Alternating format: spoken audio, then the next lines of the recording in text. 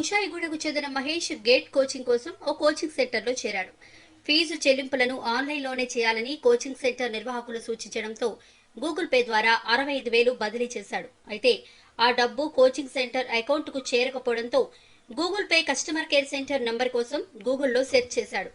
కోరా వెబ్సైట్లో లభించిన నంబర్కు ఫోన్ చేశాడు. అవతలి వ్యక్తి వినమ్రంగా మాట్లాడి ఆ డబ్బు వెనక్కొస్తుందని పేర్కొన్నాడు.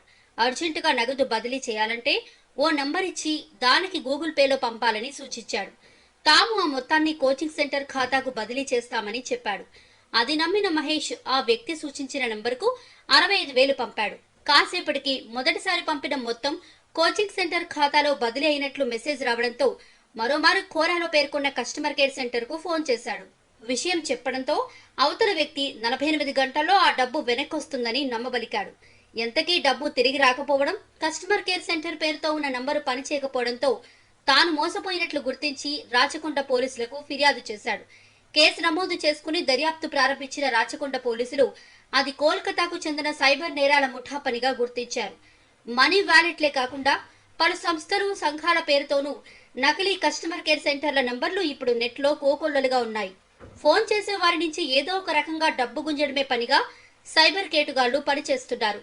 యూపీఐ పిన్ నెంబర్కు సంబంధించిన ఓటీపీ ఒక్కసారి సైబర్ నేరగాళ్ల చేతికి అందితే చాలు. ఆ తర్వాత వారు ఎలాంటి ఓటీపీల అవసరం లేకుండానే ఖాతాను కొల్లగొట్టేస్తారు. ఖాతాదారులు యూపీఐ ఓటీపీల పట్ల అప్రమత్తంగా ఉండాలి.